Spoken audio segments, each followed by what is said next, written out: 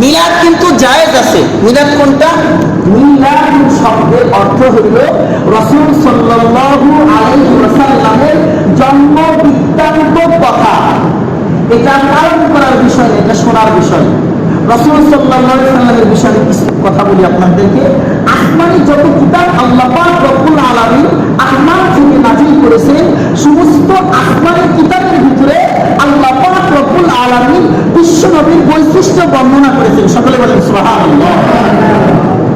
যেরকম আল্লাহ পাক রব্বুল আলামিন চূড়ান্ত শেষ আসমানি কিতাব যেটা, সেটা কালামুল্লাহ, কুরআনুল কারীম। এই কুরআনুল কারীমের ভিতরে আল্লাহ পাক রব্বুল আলামিন মুহাম্মদ সাল্লাল্লাহু আলাইহি ওয়াসাল্লামের নাম 4 জায়গায় আল্লাহ বলেছেন। যেমন আল্লাহ বলেন ওমা মুহাম্মাদুন ইল্লা রাসূল কদ খালাত মিন ক্বাবলিহি রাসূল। 4 নম্বর পড়া 7 নম্বর পৃষ্ঠায় আল্লাহ পাক রব্বুল আলামিন সূরাতুল আহজাবের ভিতরে 22 নম্বর পড়া 2 নম্বর পৃষ্ঠায় বলেন মা কানা মুহাম্মাদুন আবা আহাদিন মিন রিজালিকুম। আল্লাহ পাক রব্বুল আলামিন 26 নম্বর পড়া 14 নম্বর পৃষ্ঠায় বলেন মুহাম্মাদুর রাসূলুল্লাহ। এখানে আল্লাহ মুহাম্মদ শব্দ ব্যবহার করেছেন। আল্লাহ 26 নম্বর পড়া 6 নম্বর পৃষ্ঠায় বলেন ওয়াল্লাযীনা আমানু ওয়া আমিলুস সালিহাতি ওয়া আমানু বিমা নুজিলা আলা মুহাম্মাদিন ওয়া হুয়াল হাক্কু মির রাব্বিহিম। এখানে আল্লাহ পাক রব্বুল আলামিন মুহাম্মদ শব্দ ব্যবহার করেছেন। সূরাতুস সফের ভিতরে আল্লাহ পাক রব্বুল আলামিন বলেন ওয়া ইয ক্বালা ঈসা ইবনু মারইয়াম ইয়া বানি ইসরাঈল ইন্নী রাসূলুল্লাহ ইলাইকুম মুসাদ্দিকান লিমা বাইনা ইয়াদাইয়া মিনাত তাওরাতি ওয়া মুবাশশিরান বিরাসূলিন ইয়াতি মিন বা'দি ইসমিহি আহমাদ। আল্লাহ পাক রব্বুল আলামিন সূরাতুস সফের ভিতরে বলেন তাওরাত কিতাবের ভিতরে আল্লাহ পাক রব্বুল ইনজিল কিতাবের ভিতরে আল্লাহ পাক রব্বুল আলামিন মুহাম্মদ সাল্লাল্লাহু আলাইহি ওয়াসাল্লামকে আহমাদ বলে আল্লাহ সেখানে বর্ণনা করেছেন তার বৈশিষ্ট্য। এবং আল্লাহ পাক রব্বুল আলামিন আপনারা জানেন তাওরাত কিতাবের ভিতরে এক পণ্ডিত ছিল যে তাওরাত কিতাব মানুষকে প্রত্যেকদিন সকালে শোনাইতো। মুহাম্মদ সাল্লাল্লাহু আলাইহি ওয়াসাল্লামের নাম দেখে মুহাম্মদ সাল্লাল্লাহু আলাইহি ওয়াসাল্লামের নাম সে তাওরাত কিতাবের ভিতর থেকে যখন সে বিদ্বেষ পোষণ করে বিশ্বনবীর নাম যখন তাওরাত থেকে কেটে দিল, আল্লাহ পাক রব্বুল আলামিন অনেকেই উলামায়ে কেরাম বর্ণনা করে আল্লাহ তো কোনো শাস্তি দিতে পারে, কিন্তু কেউ কেউ বলেছেন যে আল্লাহ পাক রব্বুল আলামিন বিশ্বনবী শুধুমাত্র নামের সাথে বেরাম করার কারণে আল্লাহ তাকে মানুষ থেকে হিসাব বানাইছে। আল্লাহ পাক রব্বুল আলামিন যতগুলো আসমানি কিতাব পৃথিবীতে নাযিল করেছেন, সমস্ত আসমানি কিতাবের ভিতরে আল্লাহ পাক রব্বুল আলামিন বিশ্বনবীর বৈশিষ্ট্য বর্ণনা করেছেন। এই জন্য তো অনেকে কবি এরকম সে বলে গান বিশ্বনবীর সানে গান পর্যন্ত এইভাবে গেয়েছেন বিশ্বনবীর আগমনে আনন্দিত পশুগণে জংলার পাখিরা সবে গান গেয়েছে, আল্লাহ তাআলা রহমতেরই দুয়ার খুলেছে, আল্লাহ তাআলা রহমতেরই দুয়ার খুলেছে। আসবে নবী দুনিয়াতে লেখা ছিল সকল আসমানি কিতাবেতে,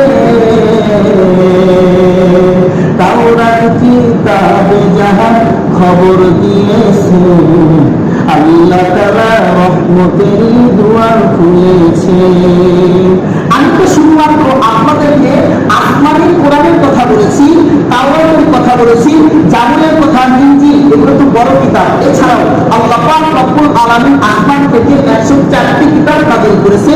তাওরাত হযরত মুসা পয়গম্বরের উপরে, ইনজিল হযরত ঈসা পয়গম্বরের উপরে, জাবুর হযরত দাউদ পয়গম্বরের উপরে, কুরআনুল কারীম মুহাম্মদ সাল্লাল্লাহু আলাইহি ওয়াসাল্লামের উপরে। এছাড়া ছোট ছোট 100টি কিতাব রয়েছে। এই কিতাবের ভিতরে হযরত আদম পয়গম্বরের একটা সন্তান ছিলেন। আদম পয়গম্বরকে আল্লাহ পাক রব্বুল আলামিন জোড়ায় জোড়ায় সন্তান দিয়েছেন, জোড়ায় জোড়ায় সন্তান দিয়েছেন।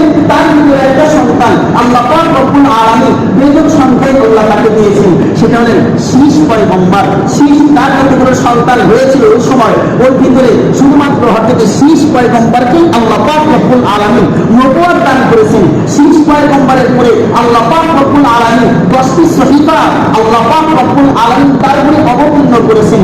আদম আলাইহিস সালাম শীষ পয়গম্বরকে বলতেছে বাবা আদম, বাবা শীষ। শীষ আলাইহিস সালামকে আল্লাহ পাক রব্বুল আলামিন আদম পয়গম্বরকে এজন্য দান করেছেন। শীষ শব্দের অর্থ দান। হযরত আদম আলাইহিস সালামের আপনারা জানেন প্রথম জোড়া হাবিল কাবিল, প্রথম জোড়ায় ছিল কাবিল, দ্বিতীয় জোড়ায় ছিল হাবিল। ছেলেদের ভিতরে হাবিলকে যখন কাবিল মারার পর আদম আলাইহিস সালাম অনেক শোকাহত, অনেক কান্নাকাটি করেছেন। তার বিনিময়ে আল্লাহ পাক রব্বুল আলামিন শীষ পয়গম্বরকে দিয়েছেন। শীষ একজন পয়গম্বর ছিলেন, একজন আবেদ ছিলেন, একজন বড় জ্ঞানী পণ্ডিত ছিলেন। তো আল্লাহ পাক রব্বুল আলামিন তাকে দান করলেন। দান করার পর আল্লাহ পাক রব্বুল আলামিন এই শীষ পয়গম্বরের কপালে নূরে মুহাম্মদ, আল্লাহ পাক রব্বুল আলামিন একটা নূরে মুহাম্মদের একটা নূর তার কপালে দিয়েছিলেন। হযরত আদম পয়গম্বর শীষ পয়গম্বরকে বলতেছে বাবা শীষ, আমি তো যখন জান্নাতের ভিতরে ছিলাম তখন তো মুহাম্মদ নামে একজন ব্যক্তি দেখেছি, যে নামটা আমি জান্নাতের ফলে ফলে দেখেছি, জান্নাতের গাছের পাতায় পাতায় দেখেছি, জান্নাতের বিভিন্ন বাটি বাসনের ভিতরে দেখেছি, জান্নাতের বিভিন্ন দরজায় আমি দেখেছি। এভাবে আমি আসবে তোমার যে কপালে আমি দেখতেছি, আমি নবী হয়ে দেখতেছি, তোমার কপালে আমি নূরে মুহাম্মদ দেখতেছি। সুবহানাল্লাহ। তুমি যখন তোমার স্ত্রীর সাথে যখন বিশেষ মুজামাত করতে যাইবা, বিশেষ কাম করতে যাইবা, তখন অবশ্যই পাক ও সাফ পবিত্রতার সাথে তার সাথে বিশেষ কাম করবা। কারণ এই জিনিসটা ট্রান্সফার হতে চাইলে অবশ্যই পাক পবিত্রতা লাগবে। আমি এই আলোচনাটা আপনাদেরকে এই জন্যই বলতেছি যে মুহাম্মদ সাল্লাল্লাহু আলাইহি সাল্লামের জন্ম বৃত্তান্ত নিয়ে আলোচনা করতেছি। এটা হলো মিলাদুন নবী। মিলাদুন নবী হলো এটা শোনার বিষয়। আপনাদেরকে এই জন্য মিলাদুন নবী, রবিউল আউয়াল মাস সেহেতু আমরা বিশ্ব নবীর মিলাদ করতেছি। এটা একটা মিলাদ হয়ে যাচ্ছে। রাসূল আকরাম সাল্লাল্লাহু আলাইহি ওয়াসাল্লাম শীষ পয়গম্বর থেকে নিয়ে হযরত আব্দুল্লাহ পর্যন্ত, আব্দুল মুত্তালিব পর্যন্ত যত ধারাবাহিকতা আছে, এইভাবে হযরত শীষ পয়গম্বর থেকে নিয়ে আব্দুল্লাহ পর্যন্ত তাদের এই ধারাবাহিকতার ভিতরে একজন চরিত্রহীন ব্যক্তি ছিল না। তিনি তেমনি ভাবে শীষ আলাইহিস সালামের স্ত্রী কেউ বলেছেন যে ওনার স্ত্রী ছিল জান্নাতের একটা হুর। ওনার ধারাবাহিকতা থেকে নিয়ে মা আমিনা, হযরত আমিনা পর্যন্ত এই ধারাবাহিকতায় একজন চরিত্রহীন মানুষ ছিল না। কথা বলতেছিলাম শুধু আপনাদের কিতাবের ভিতরে কেন বিশ্বনবীর নাম, এক বর্তমান ইদানিংকালে বেঈমানদের যে কিতাব আছে এই কিতাবের ভিতরেও আল্লাহ পাক রব্বুল আলামিন বিশ্বনবীর নাম এখনো পর্যন্ত সাংস্কৃতিক ভাষায় আল্লাহ পাক রব্বুল আলামিন সংরক্ষণ করেছেন। সকলে বলেন সুবহানাল্লাহ। কিভাবে? বিশ্বনবী আপনি যদি কল্কি অবতার পুরাণ বেদের, হিন্দুদের আপনারা বেদ, পুরাণ, বিভিন্ন গীতা, এইগুলো কিতাব আছে, সেই কিতাবের ভিতরে আপনি যদি অধ্যয়ন করেন তাহলে দেখবেন পুরাণের ভিতরে বিশ্বনবী মুহাম্মদ সাল্লাল্লাহু আলাইহি সাল্লামকে বলা হয়েছে নরাশংস। নরাশংস শব্দের অর্থ হলো প্রশংসিত। আর মুহাম্মদ সাল্লাল্লাহু আলাইহি সাল্লামের নামের অর্থ কি? প্রশংসিত। মুহাম্মদ আরবি ভাষা, এই শব্দের অর্থ হলো প্রশংসিত। আর হিন্দুদের গীতার ভিতরে, পুরাণের ভিতরে আছে নরাশংস, এই শব্দের অর্থ হলো প্রশংসিত। তাহলে মুহাম্মদ সাল্লাল্লাহু আলাইহি সাল্লামের নামের সাথে মিলে গেল। ওখানে লেখে শেষ অবতার, শেষ কল্কি যিনি আসবেন ওনার নাম থাকবে নরাশংস। তো মুহাম্মদ সাল্লাল্লাহু আলাইহি সাল্লামের মুহাম্মদ অর্থ প্রশংসিত, নরাশংস শব্দের অর্থ প্রশংসিত। তার বাবার নাম থাকবে বিশ্বযশ। বিশ্বযশ শব্দের অর্থ হলো আব্দুল্লাহ, আল্লাহর বান্দা। আর মুহাম্মদ সাল্লাল্লাহু আলাইহি সাল্লামের বাবার নাম আরবি ভাষায় আব্দুল্লাহ, তার নাম হলো আব্দুল্লাহ। আর ভিতরে লেখা আছে নরাশংস হবে শেষ কল্কি, এবং তার মায়ের নাম থাকবে কি? তার মায়ের নাম থাকবে সুমতি। এই শব্দের অর্থ হলো শান্তি, প্রশান্তি। মুহাম্মদ সাল্লাল্লাহু আলাইহি সাল্লামের মায়ের নামের শব্দের আমিনা শব্দের অর্থ প্রশংসিত, কি শান্তি, প্রশান্তি। এই দিকে লক্ষ্য করলে দেখা যায় আল্লাহ পাক রব্বুল আলামিন বেঈমানদের কিতাবের ভিতরে মুহাম্মদ সাল্লাল্লাহু আলাইহি সাল্লামের নাম এখনো পর্যন্ত আল্লাহ পাক রব্বুল আলামিন সংরক্ষণ করেছেন। সবাই বলুন সুবহানাল্লাহ।